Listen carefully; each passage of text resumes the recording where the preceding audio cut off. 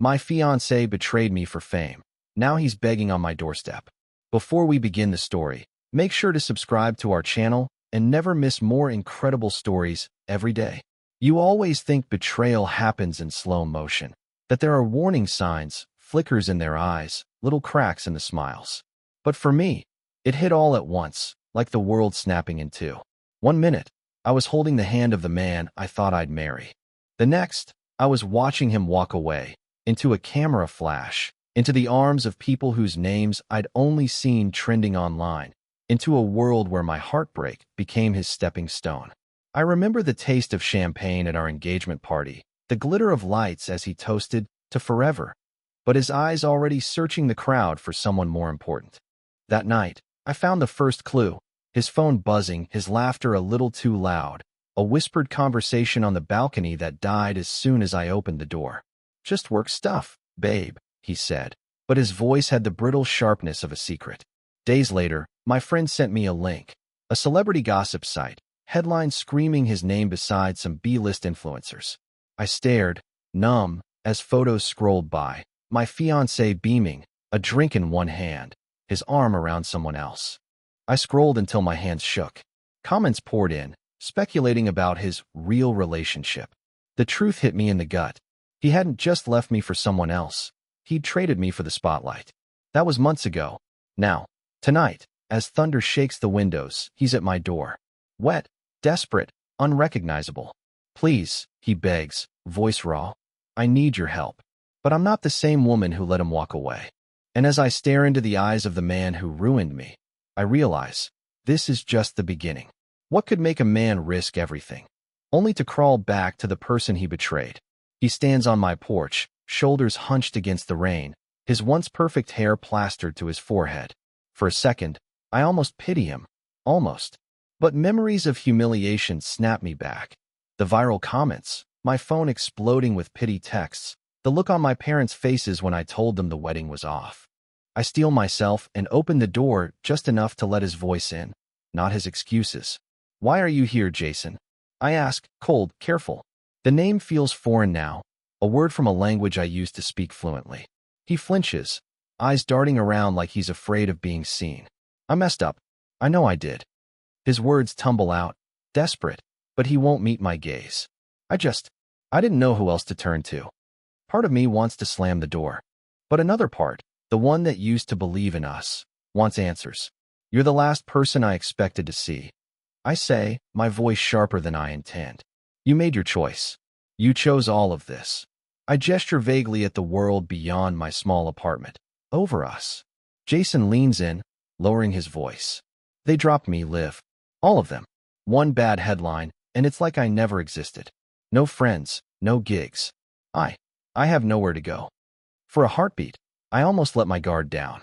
But then I remember the late-night calls he used to take, the way he'd vanish for hours, the half-truths about networking while I sat alone. I crossed my arms, anchoring myself. "So you want a place to hide? Or do you want forgiveness?" His silence is answer enough. That's when I noticed the bruised knuckles on his hand, and the shadow moving just beyond the corner of my street, a camera lens glinting in the dark. Someone's watching us. And Jason's trouble isn't just heartbreak. It's a storm heading straight for me. My heart stutters as I catch the unmistakable shimmer of a camera lens in the downpour. Paranoia? Maybe. But fame has a way of breeding predators, and I learned that lesson the hard way. Jason turns, following my gaze. For the first time, I see panic crack his carefully constructed mask. "Is someone following you?" I demand, trying to keep my voice steady. I won't let him drag chaos back into my life, not after clawing my way out. He hesitates, his lips pressed thin. "Liv, please, just let me in. I swear, I'm not here to hurt you. I need a place to think. I haven't slept in days." He stops, eyes flicking to the street. The shadow disappears as headlights wash across the pavement. A car idles, then rolls away slowly, the tension lingering like a bad taste. I should say no. Every cell in my body screams it. But there's something hollow in his eyes, a desperation that's almost contagious. Against my better judgment, I open the door wider. "You have one night," I snap, "and don't even think about lying to me." He stumbles inside, dripping on the mat, shivering like a stray. I lock the door behind him, then double-check the windows. My apartment suddenly feels smaller, invaded. I see his jaw clench as he surveys the place. Still hate yellow walls, huh? He tries, a feeble attempt at humor. I ignore him, moving to the kitchen. I set out a towel, tossing it his way. Start talking. Who's after you, Jason? He wipes his face, avoiding my eyes. People who made me. People who want to destroy me. Liv, it's worse than you know. The hairs on my neck prickle. He isn't just running from shame. He's running from something, someone, who wants us both to pay. Tomorrow, the past I tried to bury might kick down my door, and I have no idea what secrets Jason's brought with him. The silence between us thickens, broken only by the ticking of the wall clock and the occasional rumble of thunder. Jason paces, leaving wet footprints on the hardwood. He opens his mouth, closes it, rubs his bruised hand. I stand by the kitchen counter, arms crossed, refusing to let the old ache in my chest take over. I've spent too many nights crying over this man to fall for his pain now. Finally, Jason lets out a ragged sigh. You deserve the truth, he says, his voice low. All of it. I nod, stone-faced, but my heart hammers. Start with why you left me. Not the media version. The real one. He drops onto the couch, head in his hands. They promised me everything, Liv. The agents, the influencers, even that reality show producer. They said I could be famous. I was stupid. I thought if I just played along, I could bring you in later, that you'd forgive me once you saw how much better life could be. His voice cracks. But they wanted a scandal. Something to feed the followers. So they made me choose. You, or my career. I chose wrong. I forced myself not to cry. You humiliated me, Jason. You lied. You let them turn my life into a punchline. He looks up, eyes rimmed red. I know, but it didn't stop there. The money dried up. They set me up with fake deals, fake friends. Now, someone's leaking things about me, threatening to ruin whatever's left. I shiver, suddenly aware that my world is about to be upended again. Why here? Why now? He hesitates. Because whoever's after me, they know about you, too. They sent a message. I think you're in danger, Liv. There it is, the hook that yanks me back into his nightmare. And just like that, I realize my fight isn't over. It's just beginning. My hands shake as I process his words. What do you mean? They know about me. I whisper, my mind replaying every strange text, every glance over my shoulder these last few weeks. Jason pulls out his phone, cracked, battered, the lock screen splattered with rainwater and missed calls. He scrolls, then turns the screen to me. There it is, a message from an unknown number, bold and chilling. She'll pay the price for your lies. Watch your back. I feel the blood drain from my face. This isn't a joke, is it? My voice is thin, a memory of the strength I've tried to rebuild. Jason shakes his head, haunted. I wouldn't risk coming here if it was. I know I destroyed your trust, Liv. But whoever this is, they're serious. I think it's someone from inside. Someone who knows both our secrets. I force myself to steady my breathing. Did you go to the police? He laughs, a short, bitter sound. They think it's all some celebrity stunt. The tabloids are loving it. Washed-up reality star seeks attention. Nobody believes I'm in danger. Nobody cares. The anger sparks in me. The same system that chewed me up and spat me out now wants to make me a footnote in his downfall. I slam my palm on the counter. If you drag me into this, Jason, you better start telling me everything. Who's after you? Why are they threatening me? He hesitates, biting his lip. It's about what I know. About the things I saw, stuff that could ruin people way higher up than me. I glare at him, heart pounding. Then you better start talking. Because if someone's coming for me, I need to know who my real enemies are. Jason glances at the door, voice barely above a whisper. We have to be careful. You have no idea how dangerous they can be. As lightning splits the sky, I realize fame isn't just toxic, it's deadly. And I'm in the crosshairs now, too. For a long moment, neither of us speaks. My apartment feels like a cage. The storm outside, nothing compared to the chaos brewing within these four walls. I sit across from Jason, determined not to let him see me unravel. If you want my help, Jason, you need to start from the beginning. No more half-truths. What did you see? He rubs his temples, his bravado collapsing. It started small. A couple of producers pushing fake stories to get a show trending, manipulating relationships for drama. Then the money started moving. Cash, sponsorships, People paid to fall in love or cheat on camera. I kept my mouth shut. I thought it was just showbiz. He looks at me, guilt carved into every line of his face. But then I saw things I couldn't ignore: blackmail, threats, people getting hurt, real lives wrecked. And I have proof. Videos, messages. They know I have them. That's why they're coming after me. And you. A cold dread settles in my chest. Why would they come after me? I never asked for any of this. He leans forward, earnest. Because you're the only one I trust. And because you know enough to be a threat if you start talking. You're my weak spot, Liv. They'll use you to get to me. I swallow, the weight of old wounds and new danger threatening to crush me. So what now? We just wait for them to make their move? Jason shakes his head, glancing at the darkened window. We fight back. Together, if you'll help me. My mind reels, torn between fear and fury. The old Liv would have run. But I'm not her anymore. Show me the proof, I demand. If we're in this, I need to know everything. He nods, pulling out a hidden flash drive. Outside, another flash, a camera, or something worse. The game isn't just about survival now. It's about exposing the truth before it destroys us both. Jason hands me the flash drive, his hands trembling as he presses it into my palm. It feels heavy, like holding a bomb. For a second, I want to throw it out the window, pretend I never saw it, go back to a time before all of this. But there's no going back. I boot up my laptop, nerves thrumming as the screen flickers to life. Jason hovers behind me, his breath shaky on my shoulder. I click the first video file. The image is grainy, shot on a hidden phone. But the voices are clear, famous faces in a backroom, laughing as they plan storylines, swapping envelopes of cash. Then the talk turns dark, threats to silence someone who wanted out, a whispered name that makes Jason flinch. My stomach lurches. Are you serious?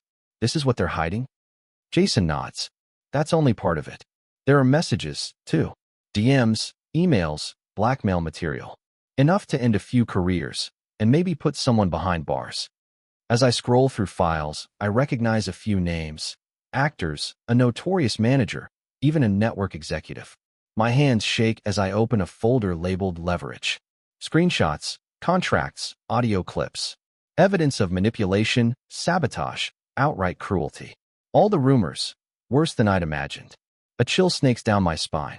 You realize they'll do anything to stop this from getting out. Jason's jaw tightens.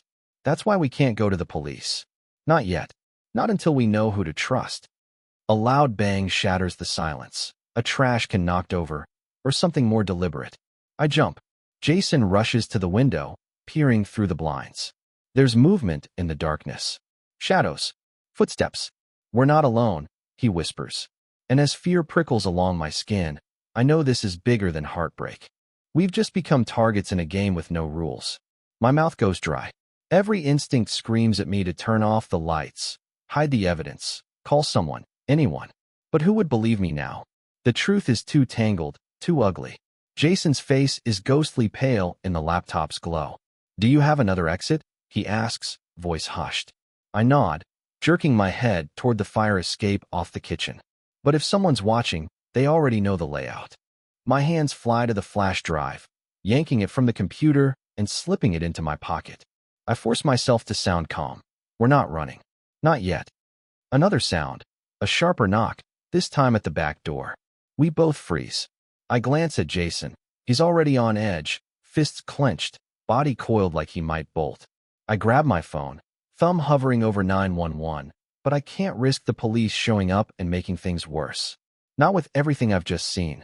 Stay behind me. I whisper, edging toward the kitchen. My heart is thundering so loud I'm sure they can hear it from outside. The knock comes again, insistent. Then a voice, low and unfamiliar. Olivia, we know you're in there. Open the door. We just want to talk. Jason's eyes widen. Don't trust them, Liv. That's not a reporter. He's right. No one calls me Olivia except my mother and people who want something from me. My fingers brush against the drawer where I keep a heavy flashlight. Not much, but it makes me feel less helpless. The silence stretches, heavy as lead. Then my phone vibrates. A text from an unknown number. We see you. Don't do anything stupid. I bite back a scream, turning to Jason. They're here for the drive. If they want a war, they've got one. Outside, another knock. Inside, I make a choice. I'm not the victim anymore. I'm ready to fight back. Adrenaline roars in my veins as I back away from the door, clutching the flash drive like it's a lifeline. Jason inches closer, scanning the kitchen for anything we can use to defend ourselves. The voice outside grows sharper, impatience bleeding through. Open up, Olivia. This is your last warning. My mind races. If I give them what they want, maybe they'll leave. But I know better. These people don't leave witnesses. I motion for Jason to move to the living room, where we can see both exits. My hands tremble, but I keep my voice steady. We need to stall them. Maybe buy enough time to call for help. Real help. Jason nods, his jaw set. Let me talk to them. Maybe I can convince them we don't have anything. He moves toward the door, but I grab his arm. Don't. They want me to panic. We stay together. Suddenly, the lights flicker, then die. Darkness floods the apartment, broken only by the blue glow of my laptop. The fear is suffocating, but I force myself to breathe. From outside, a laugh, a taunt, chilling and familiar. You really think you can outsmart us? Hand it over, and no one gets hurt. Jason whispers, we can't let them in. We have to hide the evidence. Now. I nod, scrambling for the one place no one would look, the old heating vent behind the bookshelf. I wedge the flash drive inside, heart hammering. Jason stands guard, listening for any sign of a break-in. A window shatters in the bedroom. I jolt, panic flooding me. They're coming in. Jason grabs my hand, pulling me toward the fire escape. Glass crunches underfoot. Shadows flood the hallway. We run, desperate, breathless. Behind us, footsteps thunder closer. Ahead of us, the night waits, uncertain, dangerous, but full of the one thing we still have: hope. We're not safe, not even close. But as long as we have the truth, we have a fighting chance. We burst onto the fire escape, cold rain slapping our faces, hearts pounding so hard it drowns out the shouts from inside. Jason stumbles, grabbing the slick railing. I haul him up, urgency pushing me past fear. Below, the alley stretches empty and black, until headlights flare at the end, illuminating a figure in a dark coat watching our every move. We can't go down, I hiss. Jason glances upward. Roof? I nod, teeth chattering. We scramble up the narrow metal stairs, boots clanging, water streaming off every surface. I hear glass crunching, a door slamming open. They're inside. They're coming. The city is a blur beyond the rooftop. Neon signs, distant sirens, life continuing as ours unravels. Jason looks at me, soaked and shaking. Where do we go? I scan the horizon, thinking fast. The neighbor's building. We jump the gap. Jason hesitates, glancing at the 3-foot divide. You sure? I'm not sure of anything anymore, I say, and sprint for the edge. For a heartbeat I'm flying, praying, legs flailing over empty air, and then the jolt as my feet hit gravel on the next rooftop. Jason lands beside me, just as a shadow appears on the fire escape behind us. We drop to our stomachs, breath frozen, as voices echo over the wind. They have to be up here. Find them. My phone buzzes again. Another text. You're making this harder than it needs to be. Jason's jaw clenches. They won't stop. I grit my teeth. Neither will we. Below, a car peels away, tires screeching, reinforcements. I scan the street, memorizing faces. These people are organized, relentless. But as dawn begins to edge the sky, I swear to myself, they might chase us, but they'll never silence me. Somewhere in the city, the truth is hidden, and we're the only ones who can bring it into the light. We crouch on the neighbor's roof, breath shallow, cold soaking through our clothes. The city is waking up. Horns, distant music, the glow of windows flickering on one by one. Jason's fingers are bleeding from the jump, but he doesn't complain. He just looks at me, eyes wild, scared but determined. We can't keep running, he whispers. We need help. Who do we trust? I snap, scanning the neighboring buildings. You said everyone in your old circle is either paid off or too scared. And if we go to the police, they'll make us disappear, Jason finishes, voice breaking. Or laugh us off as attention seekers. My mind reels, trying to piece together a plan. The flash drive is still hidden in my apartment. If we get caught, it could disappear forever. But if we do nothing, these people will keep coming. I force myself to focus. There's one person, I say quietly, who hates these people even more than you do. My old college friend, Marcy. She's a journalist. Got fired for exposing a politician's dirty laundry, but she's fearless. If anyone can help us, it's her. Jason nods, clinging to hope like it's all he has left. Call her, please.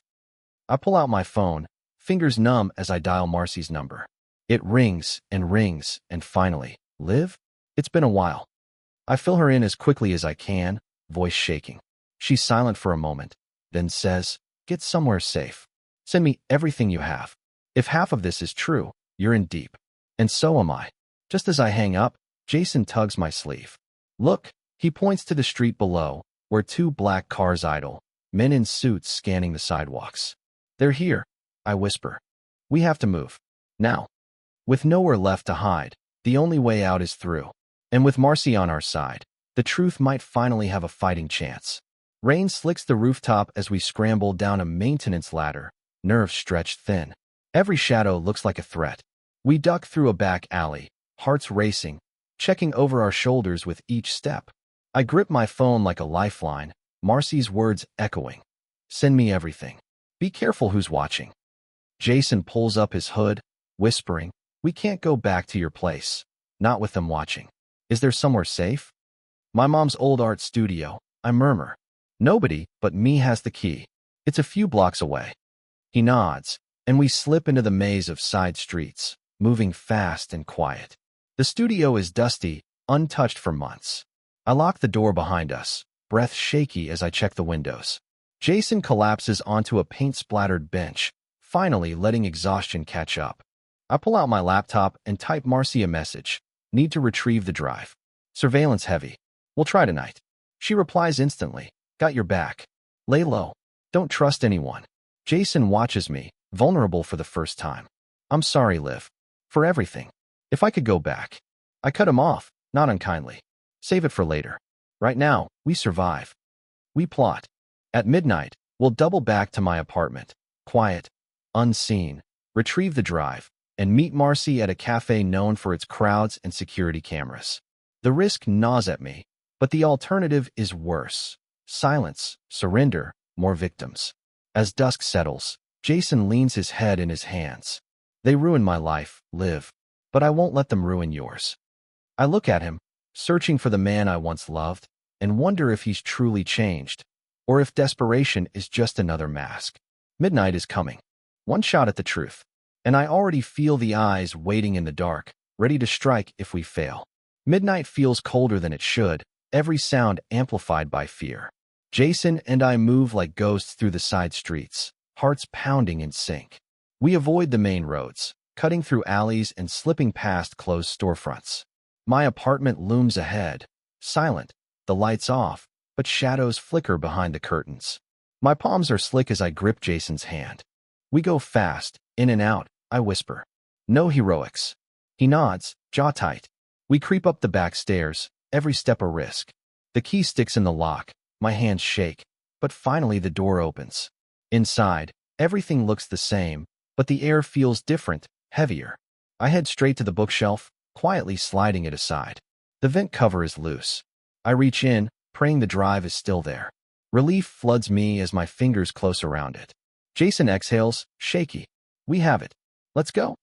But just as we turn to leave, a floorboard creaks behind us. Out of the shadows steps a man in a tailored suit, one of the faces from the video. His eyes are ice, his voice calm. Going somewhere. Jason moves in front of me, fists clenched, but the man just smiles. You really thought it would be this easy? Give me the drive. Walk away. You don't want to see what happens if you don't. My voice wavers, but I meet his gaze. It's over. People already know. His smirk falters, just for a second. You think a journalist scares us? You have no idea who you're playing with. Footsteps echo in the hallway. More men, closing in. I tuck the drive into my sleeve, defiance burning through my fear. If you want it, you'll have to take it from me. As the room fills with threats and shadows, I realize, this is the moment everything changes. There's no turning back now. The men block every exit, faces sharp with anticipation. Jason steps closer to me, every muscle tense. For a second, time slows, a strange, silent moment where everything we've endured leads to this standoff. I clench the flash drive in my sleeve, heart pounding so loud I can barely hear the threats. The leader steps forward, all cold confidence. Last chance, Olivia. Hand it over, and maybe we let you both walk away. Jason's voice is ragged. You're bluffing. Too many people know now. You can't silence everyone. A sneer flickers across the man's face. You'd be amazed what money can erase. I edge toward the window, weighing my options. I won't let fear write the ending to my story. You want the drive? I say, forcing steel into my voice. Then come and get it. He lunges, and chaos erupts. Jason tackles him, bodies colliding, crashing into furniture. Two others rush me. I swing the heavy flashlight, catching one in the jaw. My adrenaline surges as I slip past, dodging desperate hands. Glass shatters, a lamp crashes, shadows flicker like demons in the dark. Jason is on the floor, pinned by two men. I make for the door, nearly reaching it. A hand grabs my hair, yanking me back. I twist, clawing, refusing to go down quietly. The leader snarls in my ear. You should have listened. You never mattered. He never loved you. I see Jason, struggling, eyes wild with fear and regret. I lock eyes with him, a silent promise passing between us. This is not the end. Then, sirens. Blue and red lights flash outside, voices shouting. The leader curses, grip loosening. The men scatter, some bolting through the kitchen, others diving out the window. Jason stumbles to his feet, blood on his lip, yanking me free. Come on. We spill out into the hallway, desperate and shaken. Cops barrel past us. I clutch the drive, adrenaline and hope surging together. But as the world spins, I know this victory is fragile. The real fight is just beginning, and the cost of truth will haunt us both. The flashing lights make everything feel surreal. Sirens screaming, police flooding the hallway, chaos echoing down the stairs. I'm breathless, shaking, still clutching the flash drive like it's a heartbeat. Jason leans against the wall, bleeding and pale, but alive. For a moment, neither of us moves. Then an officer steps toward us, voice sharp but not unkind. Are you Olivia Hart? Did you call this in? I nod, and the words pour out. Names, threats, everything we have. They take the flash drive, promise to secure it as evidence. Jason is cuffed at first, until they see the bruises and blood and the fear in his eyes. Medics swarm us, asking questions. I cling to Marcy's number in my phone, promising myself I'll call her the second this is over. As dawn creeps through the city, the police gather statements. The men who stormed my apartment are arrested, faces drawn tight with defeat and hate. The leader glares at me as he's led away, but for the first time, his power is broken. Jason sits beside me, bandaged and silent. I'm sorry, Liv. For everything. I never meant for you to pay for my choices. I shake my head. We both made mistakes. But running from the truth nearly destroyed us. Facing it, that's what saved us. Marcy calls, her voice fierce with pride and relief. You did it, Liv. It's all over the news. The story's out. They can't silence you anymore. I close my eyes, letting the tears come. Tears for everything lost, and for the fragile hope blooming in their place. The price of truth was high, but as the sun rises, I realize I'm still standing. Stronger, wiser, free. This isn't a fairy tale ending, but it's real. I have scars, but I have my life back, and no one will ever write my story for me again.